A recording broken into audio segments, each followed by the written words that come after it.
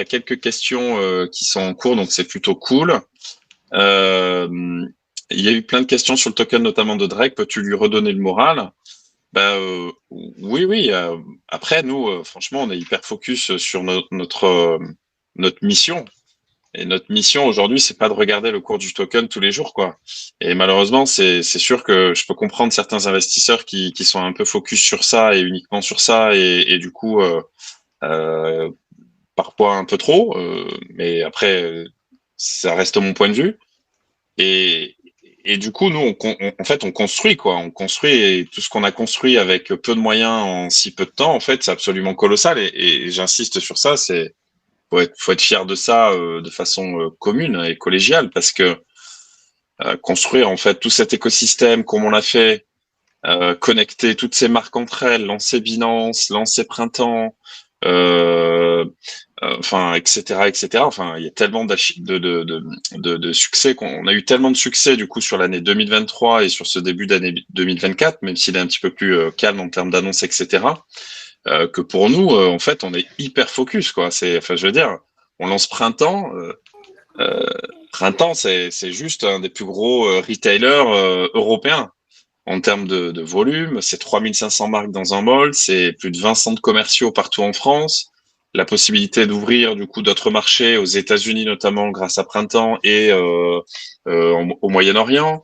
C'est aussi la possibilité d'aller ouvrir des marques comme Citadium notamment. Donc c'est colossal en fait ce qu'on fait. Faut se rendre compte en fait que c'est quelque chose qui est absolument colossal et personne en France n'a fait ce qu'on fait aujourd'hui. Il faut vraiment être fier de ça. Donc je comprends l'insatisfaction de certains liée au token, mais ce que je dis et à nouveau je précise que globalement, par rapport à ce qu'on a marqué dans notre white paper, on est mais à 10 000, 10 000% en fait en phase avec tout ce qui a été prévu et on le fait. Et on a même fait beaucoup plus que ce qui était prévu déjà initialement. Maintenant, il y a plein de choses qui sont en train d'arriver. Donc, si ça peut redonner le moral du coup à Drake et à plein d'autres, il y a un tiers 1 exchange qui va arriver dans la gate de paiement. On est en train de travailler avec plein d'autres aussi pour qu'ils soient présents du coup dans la gate de paiement. Vous l'avez compris, c'est hyper clé en réalité pour processer du paiement en physique, mais également sur du online. Où là, pour le coup, sur du online, on aura plus de sujets qui seront certainement non custodial, donc avec du MetaMask, avec plein de choses. Donc voilà, sur la partie en fait opérationnelle produit, soyez fiers de ce qu'on a fait aujourd'hui parce que en réalité, c'est quand même très très fort. Maintenant, certains diront que c'est de l'autosatisfaction. Ma réalité, c'est de bien connaître du coup l'écosystème tech et l'écosystème Web3, et je peux vous confirmer qu'il n'y a pas beaucoup de solutions un peu similaires ou même d'autres projets qui ont levé des millions et des dizaines de millions d'euros qui ont fait autant aujourd'hui que nous avec pas grand chose. Quand je dis pas grand chose, je mets entre guillemets évidemment, mais en tout cas avec peu de moyens. Et je remercie d'ailleurs, j'en profite parce que Léo est là, mais c'est toute l'équipe que je remercie parce que sans l'équipe, franchement, on n'aurait pas pu faire autant. Et je peux vous confirmer que tout le monde travaille très très dur chez Lily. C'est assez intense.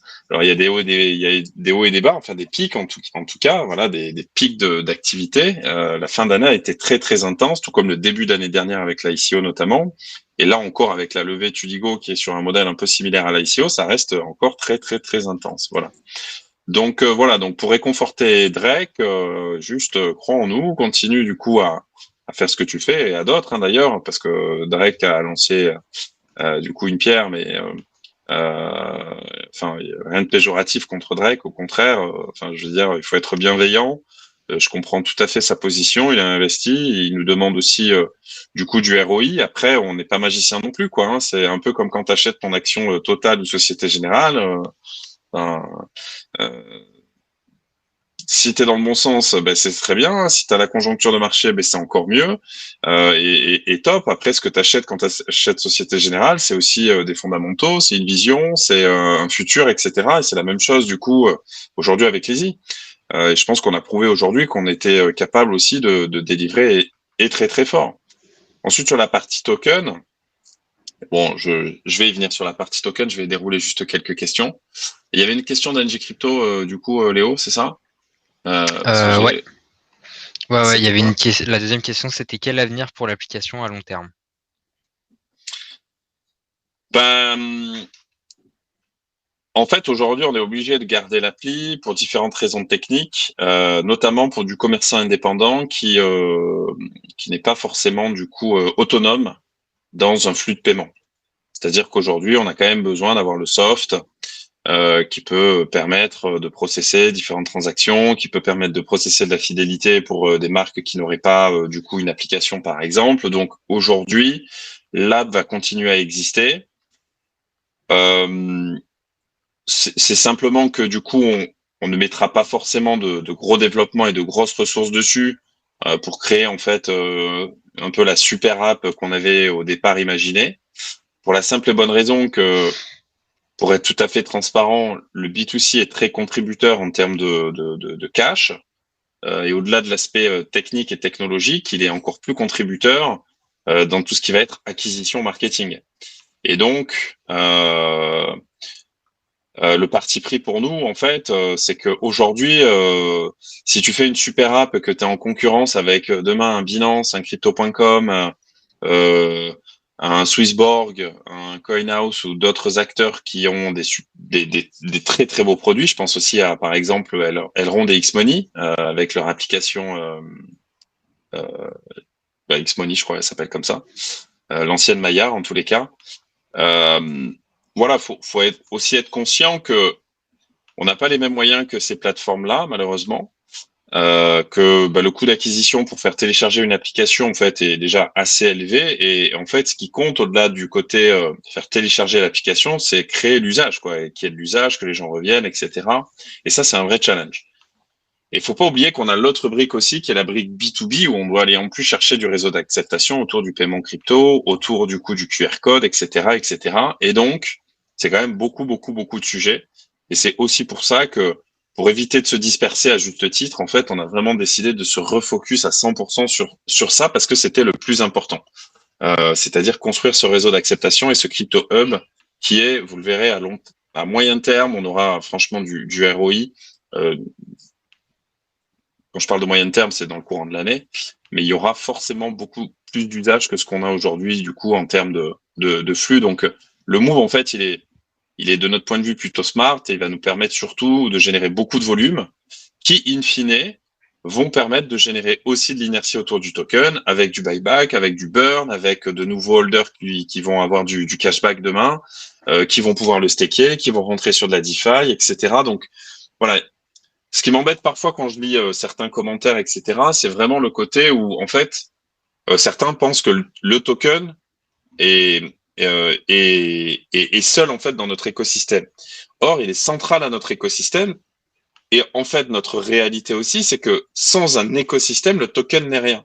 Donc, si t'as pas de marque, si t'as pas d'exchange, si t'as pas d'intégration avec des caisses, etc., le token n'a que très peu d'utilité en réalité. C'est-à-dire que, à part aller faire du staking, de la DeFi et de l'investissement ou voilà, de la spéculation, etc., il est beaucoup moins sexy dans son ensemble. Par contre, avec un écosystème de marque, avec tout ce côté du coup DeFi qu'on a déjà avec tous ces socles, avec la blockchain Tezos, avec le multi-chain qui arrive, parce qu'en fait, il est très sous-estimé aussi. On parle beaucoup de listing sur un sexe, etc., etc. Mais en fait, le listing sur un sexe, faut comprendre que déjà, bon, je répète ce que j'ai déjà dit, mais c'est hyper coûteux. C'est vraiment, enfin, les prix sont démentiels. J'ai eu une offre la semaine dernière d'un tiers 2-3. Franchement, ça fait peur, quoi. Et on était sur des standards qui étaient aux alentours de 60 à 200K. Je sais pas si vous vous rendez compte, 200K sur une ICO qu'on a faite entre mai 2022 et mars 2023, c'est quasiment du coup la moitié du budget. Imaginez si je dois mettre la moitié du budget pour un listing juste pour qu'on ait une mèche verte et que derrière, en fait, on a un crash du token parce qu'il n'y a pas d'utilité, parce qu'il n'y a pas de produit, parce qu'il n'y a pas d'écosystème, etc. Ça ne sert à rien. Donc, pour nous, en fait, le parti pris, en tous les cas, dans la vision, c'est vraiment de capitaliser sur la DeFi. Et d'ailleurs, je vous invite à regarder de très très près ce qu'a fait notamment Swissborg sur leur nouveau produit qui réconcilie un peu la DeFi et la CeFi en apportant en fait de la liquidité commune sur ces deux écosystèmes qui aujourd'hui ne se parlaient pas forcément et du coup sont en train de se parler. Et je trouve d'ailleurs que la vision qu'ils ont est absolument exceptionnelle sur les prochaines années. C'est exactement sur ça qu'il faut aller. de la finance décentralisée et évidemment de la finance centralisée du type exchange, etc. La vision autour du token sur ça, c'est la blockchain Tezos. Alors, on va parler un peu de Tezos. Après, je reviendrai peut-être aux questions. Euh, blockchain Tezos, pourquoi on l'a choisi? C'était avant tout pour le côté très corporate franco-français européen, mais pas que, mais également pour la technologie, parce que technologiquement parlant, Tezos est quand même très très au-dessus de beaucoup de blockchains, on va dire mondiales, plus reconnues du top 20 ou du top 30. Le problème de Tezos aujourd'hui, et ça, c'est un vrai sujet qu'on porte d'ailleurs auprès de la blockchain, auprès de Tezos. C'est vraiment du coup de booster en fait toute la partie DeFi de la chaîne, parce qu'en effet, elle est très très basse. Quand on regarde sur DeFi Lama, je vous inviterai du coup à aller regarder sur DeFi Lama. Si tu peux peut-être partager le lien, Léo, DeFi Lama, pour le coup. Je vous inviterai à aller regarder les TVL, donc combien il y a de liquidités bloquées du coup sur Tezos. On est à peu près à 70-80 millions, quand sur certaines blockchains beaucoup plus populaires, du type Polygon, Arbitrum, etc., on est sur des milliards. Et donc ça change beaucoup de choses aussi. Et c'est aussi pour ça qu'au départ, si vous regardez du coup le white paper qu'on avait écrit il y a quelques temps, il y avait ce sujet de multi-chain sur une blockchain EVM compatible, donc Ethereum compatible, entre guillemets, c'est un raccourci rapide, mais pour que tout le monde le comprenne quand je parle d'EVM compatible. Et donc ça, pour nous, c'est plutôt la vision du coup qu'on souhaite porter, c'est-à-dire déjà aller sur du multi-chain, avoir une nouvelle blockchain EVM compatible qui va nous ouvrir justement du coup des DEX très très populaires, sur lequel on pourra du coup lister le token, sur lequel on pourra faire du staking, du farming, etc. Et donc générer de l'inertie supplémentaire avec une pression acheteuse systématique. Et ça, c'est vraiment très très important. Donc on travaille sur ce sujet-là avec Léo et Maël notamment, mais aussi d'autres membres de l'équipe. Je pense à Daniel aussi, puisqu'on a vraiment ce sujet-là du coup de multi-chain.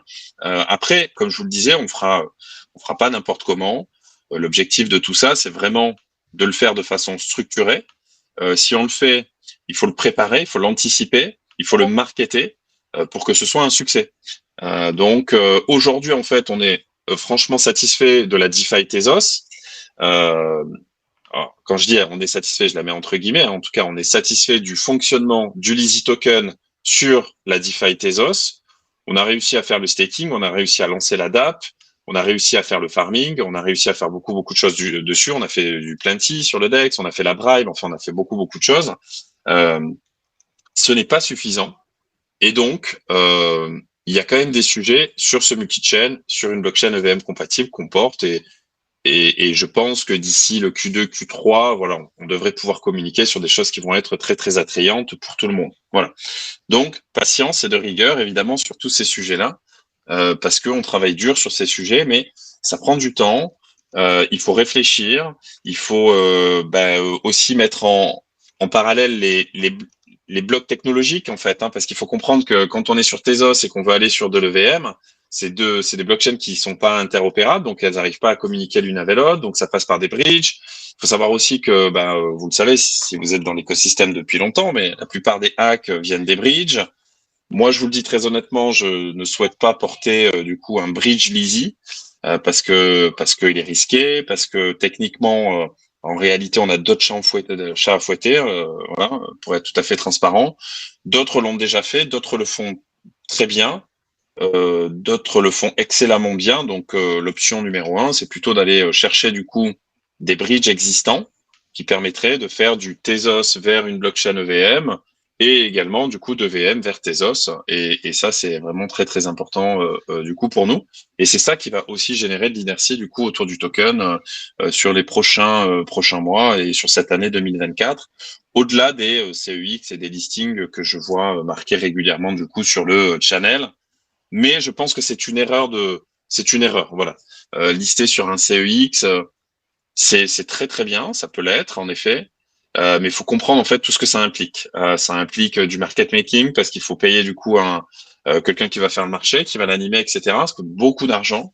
Est-ce que je suis prêt à dépenser autant d'argent pour ça? Pour le moment, pas vraiment, pour être tout à fait honnête avec vous. Est-ce que je suis prêt à payer entre 60 et 200 000 euros pour lister le token sur un exchange?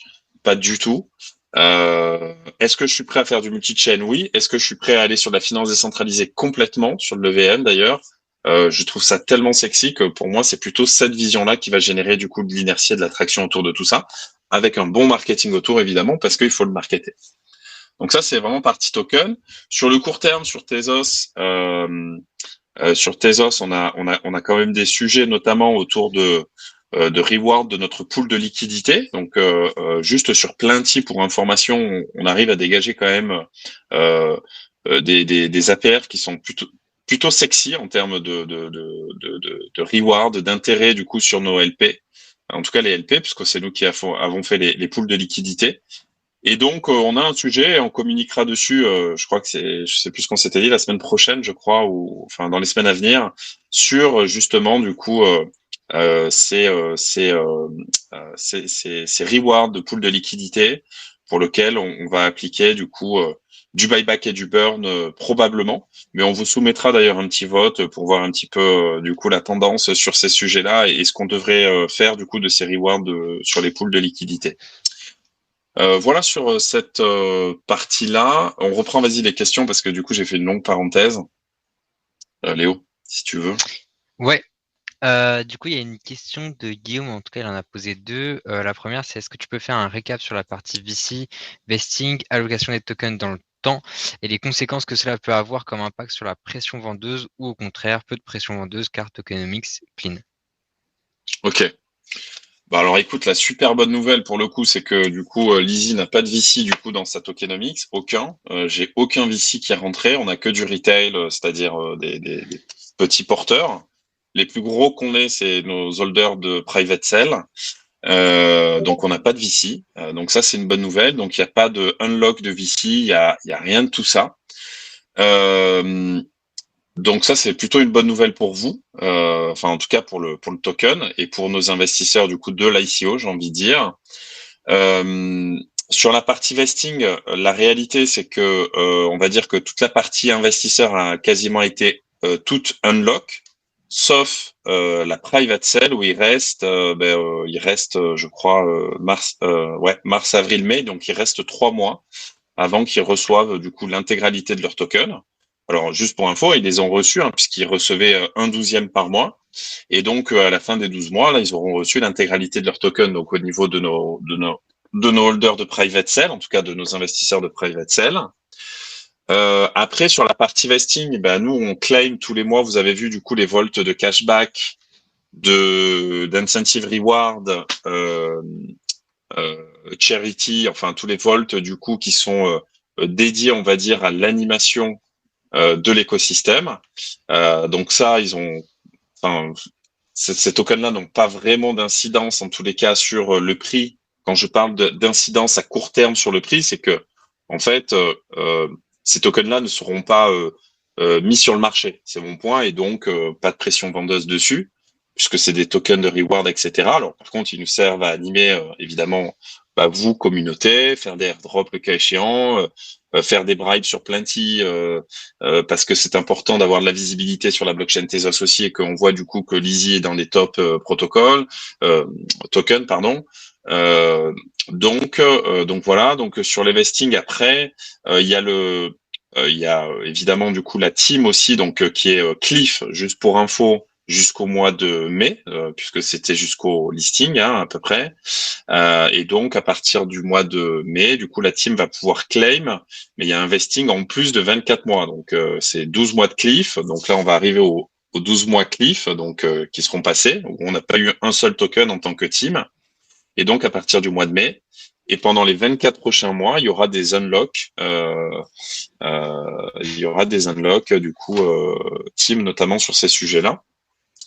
Mais sinon, on n'a pas, en réalité, on n'a pas de pression vendeuse. La seule pression vendeuse que tu peux avoir, c'est sur, en effet, les airdrops, les rewards de staking que tu peux avoir, ou de farming, par exemple. Là, aujourd'hui, voilà, ou des investisseurs qui vendent le token parce que pour eux, aujourd'hui, ils ont du mal à se projeter, etc. Donc, aujourd'hui, en réalité, on n'a pas vraiment, si tu veux, de, de gros événements, en tout cas de release, comme ça peut être le cas sur certaines blockchains avec des gros releases qui vont arriver, notamment avec des gros VC qui vont être unlock, mais c'est pas notre cas. Voilà. Donc là, pas de pression vendeuse car la tokenomics pour nous elle est hyper clean et en plus on va rajouter, comme je vous le disais, il y a le buyback and burn évidemment. Enfin il y a tous ces mécaniques là qu'on va activer et les advisors.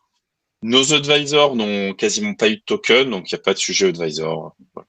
Pas de sujet advisor. Donc vraiment, on est hyper clean en réalité sur à peu près tous ces sujets. Et donc pas d'inquiétude par rapport aux unlocks à venir, du coup, liés à la tokenomics. Voilà. Du coup, après, tu as une question de NG Crypto qui demande quand est-ce que le Crypto Hub sera pleinement opérationnel? Est-ce que ça sera plutôt fin d'année ou plutôt 2025?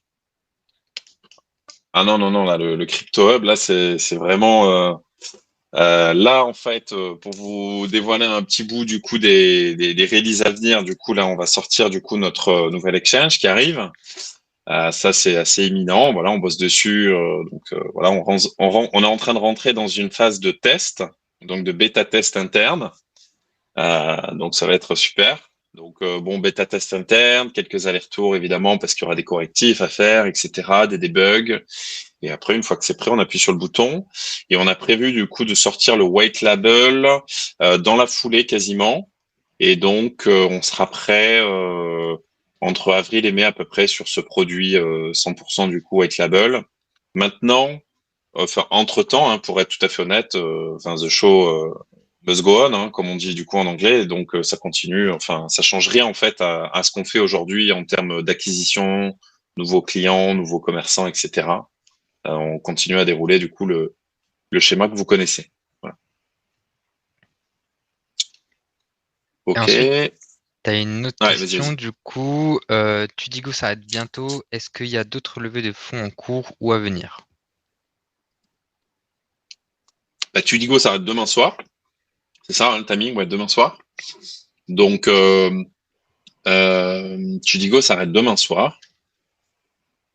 Pour répondre à ta question, notre allocation en fait de levée de fonds, elle est de 800K, 800 000 euros, avec du coup 300 000 euros additionnels qu'on va aller chercher sur de la dette BPI, la dette assez classique.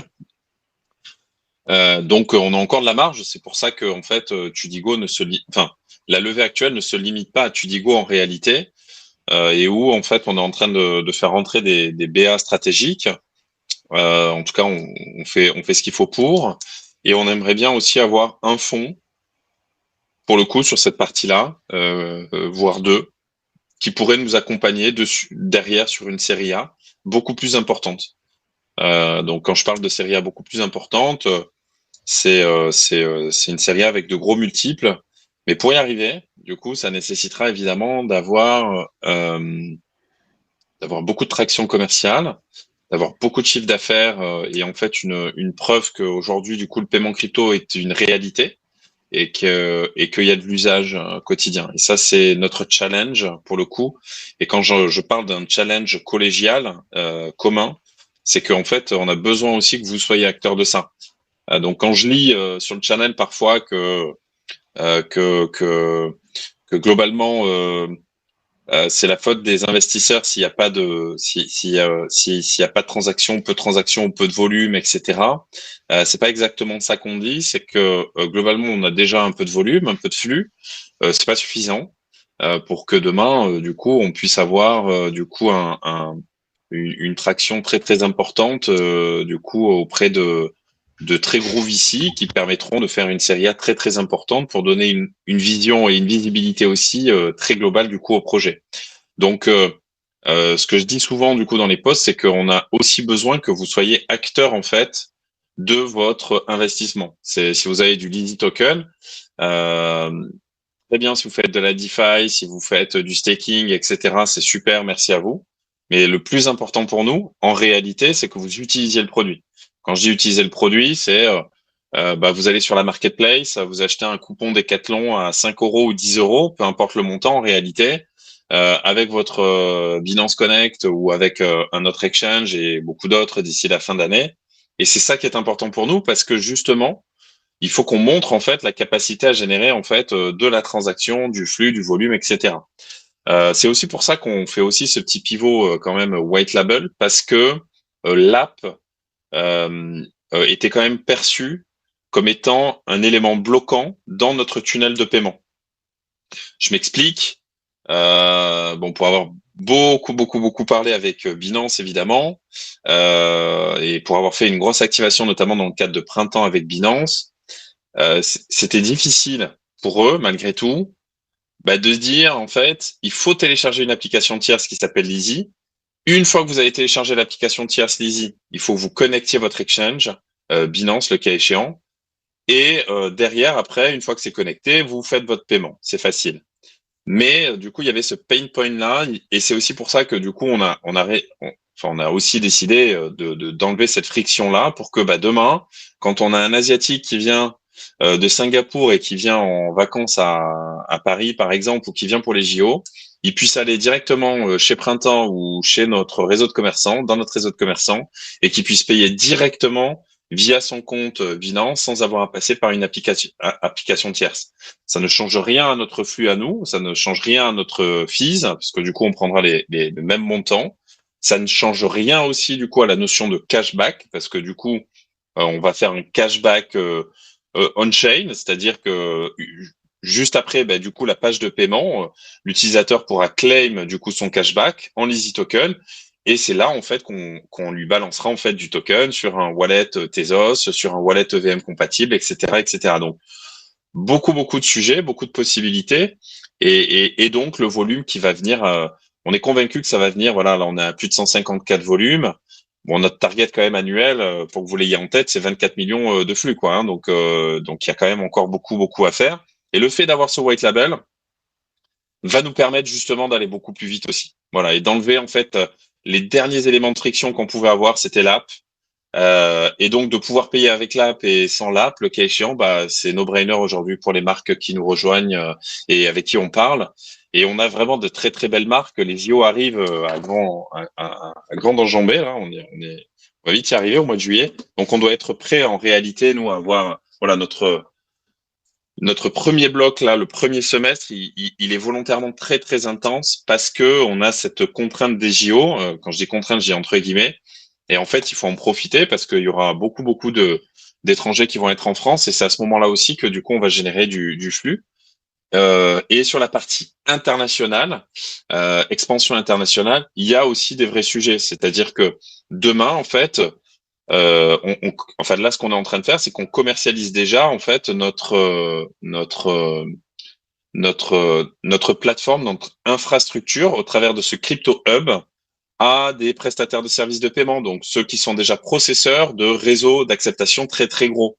Donc voilà, des très gros faiseurs qui vont en fait indirectement du coup nous amener des réseaux de commerçants très denses et qui vont pouvoir déployer le service en plug and play.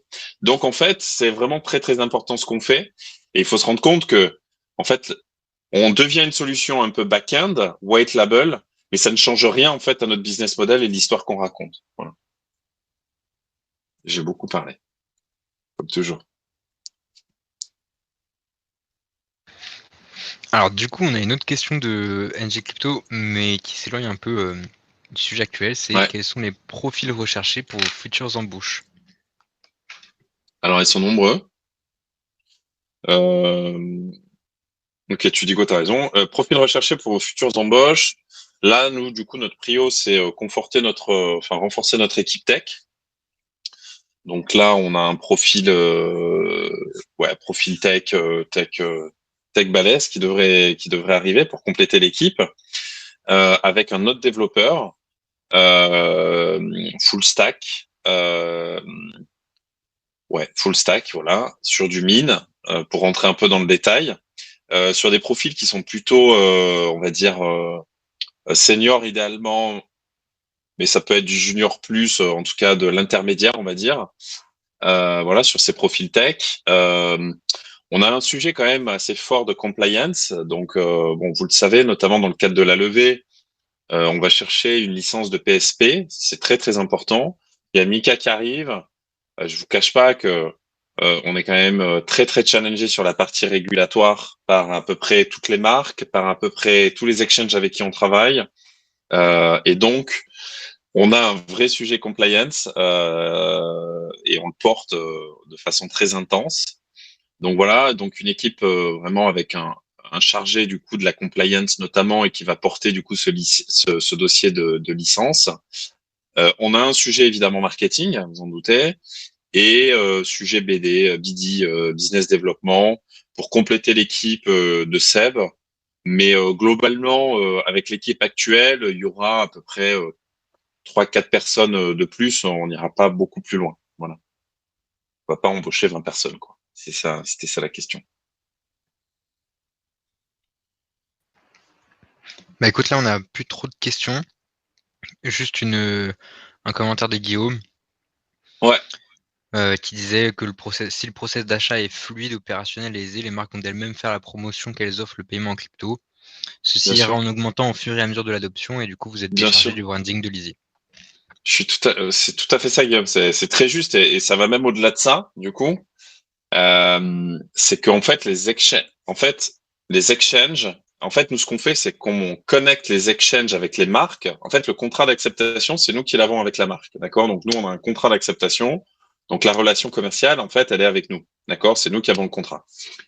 Sauf que nous, en fait, vu qu'on met en relation l'exchange avec du coup la marque, du coup, nous, ce qu'on leur vend, c'est en plus une activation. Donc, quand par exemple, on fait une activation mondiale avec Printemps et Binance au travers de l'Easy, et que pendant un mois, même un peu plus, ça fait 2 mois que si vous allez sur votre app Binance, vous regardez en header, vous avez encore du coup l'Easy qui est présent, etc.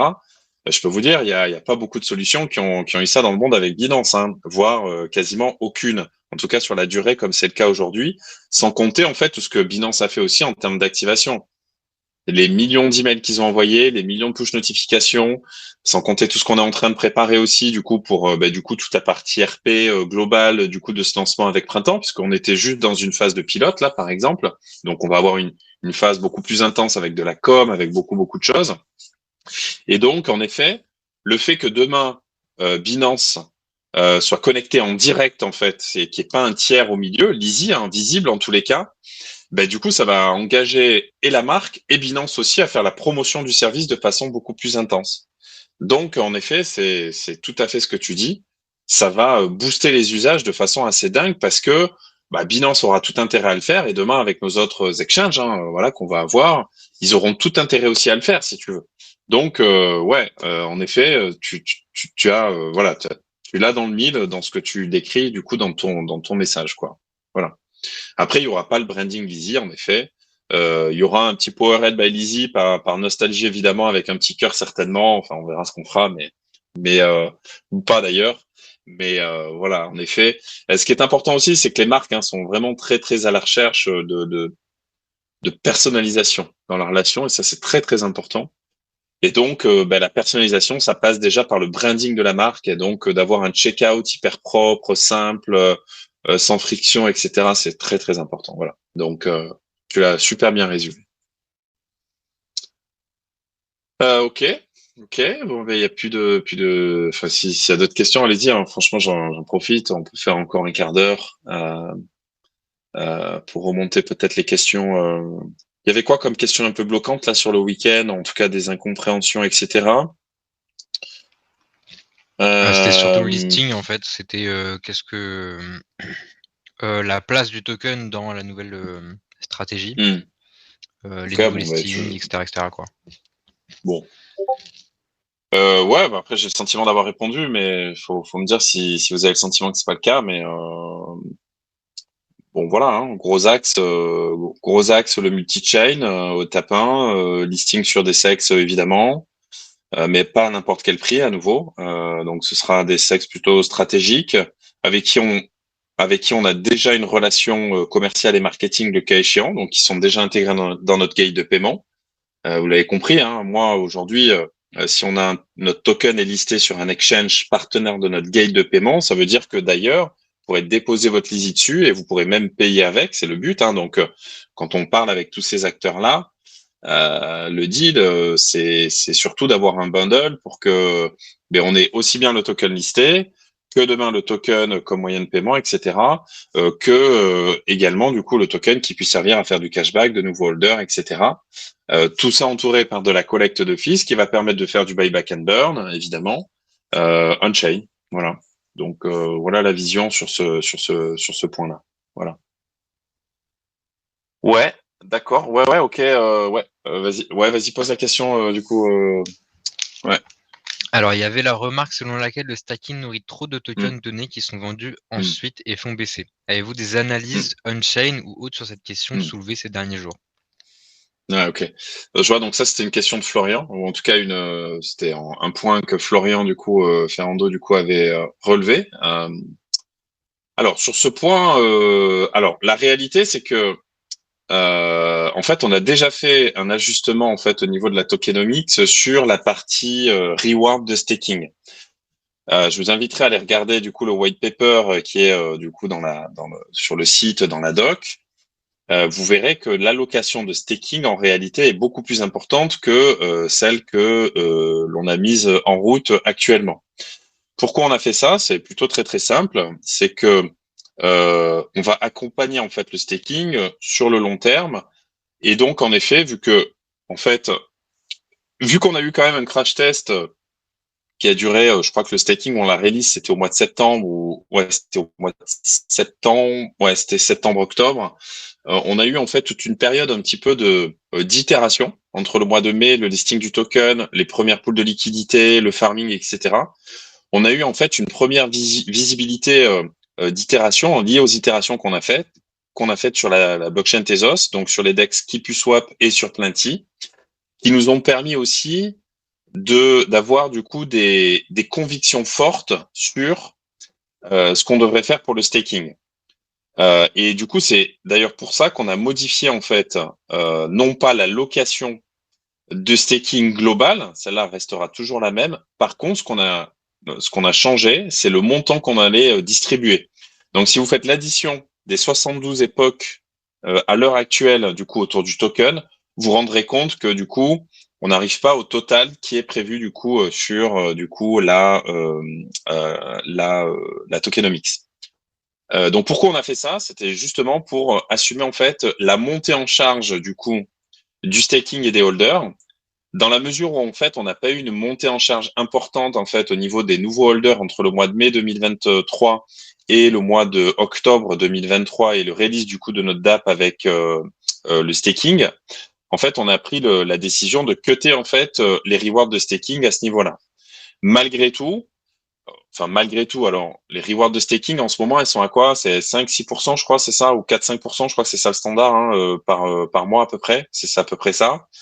Ça reste malgré tout aussi une façon de récompenser du coup ceux qui croient au projet, vous, le cas échéant, parce que la majorité du coup des gens ont quand même staké le token. Et je crois qu'on est à plus de 10 ou 11 millions là, de tokens stakés, ce qui est vraiment superbe. Et merci pour ça. Et donc, l'APR annuel sur ça, il est de 70 à 80%. Enfin, si on le met en perspective, il sera plutôt aux alentours de 40-50% annuel, ce qui reste un super placement évidemment, mais qui est pas déconnant au vu en fait de ce qui se fait aujourd'hui sur le marché de façon globale. Et juste pour fermer la parenthèse sur cette partie staking, du coup, le solde de jetons hein, de staking, en fait, on les utilisera parce qu'évidemment, hein, l'objectif avec notamment le move sur du coup le multi-chain et sur une blockchain EVM, ben, c'est justement en fait d'accompagner cette montée en charge des nouveaux holders pour que demain, en fait, on ait un staking qui soit toujours attractif parce que l'objectif du staking, évidemment, c'est de générer du rendement, mais c'est aussi stabiliser du coup le cours du token. C'est aussi à ça que ça sert, évidemment. Et donc, il faut trouver le bon juste milieu sur ces sujets-là. Aujourd'hui, je suis pas convaincu en réalité que d'avoir un APR à 12, 13 ou 14% APR sur du staking soit sexy. Je parle de façon globale pour des gens qui sont un peu dans l'écosystème, etc. Donc, ça me paraît être du coup la bonne fourchette. Et si vous regardez hein, enfin si vous regardez du coup l'ellipse, faudrait regarder du coup j'ai partagé du coup, alors c'était ce week-end pour répondre à Florian. Euh, une ellipse. Je sais pas si ça te parle, Léo. C'était une image. peut-être qu'on pourrait repartager parce qu'elle est intéressante, juste titre. C'était l'ellipse en fait qui montre du coup la dégressivité en fait du coup de nos APR et la force qu'on a derrière, ben, c'est que du coup vu qu'on n'a pas libéré toute cette allocation là du coup de staking, on a en fait la possibilité de pouvoir remettre un peu d'essence dans le moteur le cas échéant si on sent qu'il y a de la surchauffe de beaucoup de nouveaux holders, etc. pour que du coup le staking reste tout le temps attractif. Voilà. Les analyses on-chain. Alors, le problème de Tezos, c'est bon, je sais qu'il y a beaucoup de problèmes Tezos sur ces sujets-là, hein, au-delà de la DeFi, c'est que non, on n'a pas vraiment de tools qui permettent de pouvoir de montrer du coup de la data on-chain sur ces sujets-là. Après, vous pouvez aller sur TZKT, tzkt.io, qui permet quand même de faire beaucoup de choses déjà sur la blockchain Tezos et de faire un peu d'analytics. Juste là, j'ai une petite stat à vous dire. On a quand même fait plus de 30 000 transactions sur le dernier trimestre, ce qui est pas mal en réalité sur la chaîne. Hein. Donc 30 000 transactions en tout, c'est bien, c'est bien. Ça montre qu'il y a quand même quelque chose. Il y a de l'inertie autour du token, il y a de l'usage, il y a du claim, il y a des appels au smart contract. Enfin, il se passe quand même pas mal de choses, quoi. Donc c'est plutôt positif. Maintenant, c'est pas suffisant. En effet, je comprends l'inquiétude de tout le monde quand le token dévisse, mais voilà. Ce que je veux que vous compreniez aussi, et c'était aussi le but de cet amas, c'est qu'on construit, c'est que ça prend du temps. C'est que bah oui, on est sur un marché qui est libre, malheureusement. Euh, J'adore le côté communautaire du coup de l'écosystème et je trouve que c'est une force. Maintenant, c'est aussi parfois déceptif et ça peut l'être pour nous quand on lit certains messages qui peuvent être parfois difficiles à entendre ou comprendre parce qu'on est pleinement investi dedans, parce qu'on donne beaucoup, parce qu'on fait beaucoup de choses. Et donc voilà. Donc nous en tout cas, notre vision elle change pas, la mienne aussi. Enfin ma vision change pas et notre vision globale ne change pas. C'est d'apporter toujours plus de valeur en fait à notre écosystème. Ça passe par nos marques, ça passe par nos token holders, ça passe par nos actionnaires de demain de la levée de Tudigo. D'ailleurs, petite parenthèse aussi parce que je l'ai vu, la levée ne va pas servir, en fait, le token, la levée ne va pas servir qu'aux actionnaires du coup Tudigo. D'ailleurs, c'est une erreur de penser qu'il y a que des actionnaires Tudigo. Il y en a d'autres. Euh, il faut comprendre que en fait, si on a beaucoup de marchands, si on a de l'inertie et qu'on a de l'usage, en fait, le token suivra. Et si on a beaucoup de token holders et que on a bien marketé le truc, etc., eh ben, on aura aussi beaucoup d'usage. Et donc, l'un va pas sans l'autre et au contraire, hein, l'un va avec l'autre. En fait, c'est vraiment ça que je veux vous dire. Et donc, voilà, on a aussi besoin de vous sur cette partie-là. Voilà, j'insiste sur ce fait. Vraiment, voilà, on a aussi besoin de vous pour générer cet usage, amorcer cette pompe-là. Donc voilà, n'hésitez pas, franchement, à acheter un bon de 5 euros chez Decathlon, ça va pas couler la baraque, hein, vous voyez ce que je veux dire. Donc faut pas hésiter à le faire parce que c'est contributeur et c'est important pour nous. Voilà. Et d'ailleurs, on en parlait aujourd'hui et peut-être Léo, tu veux parler un peu du Zili, du prochain programme là que du coup on va mettre en route. Ouais, on peut en parler si tu veux. Aucun souci là-dessus. Ouais. Du coup, sur le Zili, on a tout un sprint qui va être fait. En règle générale, le Zili va être simplifié, il va être un peu plus clair, que ce soit dans les quêtes à faire, les menus, etc. Parce qu'on a remarqué qu'on avait quand même énormément de quêtes qui partaient un peu dans tous les sens. Suite à ça, pour ce qui est des récompenses et autres, on est encore en train de les définir. Donc ça va arriver dans les semaines à venir, jours à venir. Mais on va peut-être revenir aux sources au niveau des ranks de récompenses. Parce que effectivement, ça a été un peu très alambiqué, on va dire, sur le dernier sprint Zilli pour tout ce qui était récompense, avec le palier, les paliers à franchir, l'XP à accumuler, et en plus de ça, valider les quêtes, etc. Donc on va simplifier tout ça, et ce qui permettra aussi de faire qu'on soit beaucoup plus accessible, on va dire, de manière sur la communauté. Hmm. Ouais. Ouais, exactement. Donc non, mais c'est cool. Moi, je trouve que c'est un super outil. Je vois qu'il est très utilisé. je vois que ça vous plaît. Après, en effet, voilà, on va recentrer certains sujets. Bon, vous l'avez compris. Du coup, pour nous, le Saint Graal, ça va être l'activation et donc du coup le paiement. Donc ça, celui-là, il aura beaucoup de valeur évidemment en termes d'XP, mais on aura toujours les quêtes un peu classiques aussi sur les autres verticales, la DeFi évidemment, mais également sur la partie social, etc. Donc voilà, c'est euh, c'est c'est plutôt très positif. En tout cas, moi, je trouve que c'est un super outil. Je pense que c'est assez. Enfin, je trouve que la communauté se l'est bien accaparée aussi, et je trouve que ça fonctionne très très bien. Donc ouais, c'est pour ça qu'on renouvelle aussi du coup l'expérience. Et du coup, juste le sprint durera, on a dit 2 mois, c'est ça? Yes, le Léo, prochain deux, sprint, 3 mois? il va durer 2 mois du coup, parce que là, le dernier avait duré pas mal de temps. Donc là, on va diminuer la durée, on va partir sur 2 mois. Et aussi, comme tu disais, le thème général, ce sera du coup d'utiliser l'application et aussi tout ce qui a été axé sur la marketplace. Et donc du coup, on a bien pris en compte, je sais plus qui avait justement mis ça, je sais plus si tu as le nom, Damien, mais il y avait quelqu'un qui s'était dit que justement la mission spéciale printemps était un peu compliquée quand on n'a pas forcément de printemps à côté. Et c'est pour ça qu'on allait mettre le point vraiment sur la marketplace et l'utilisation de cette dernière. Exactement.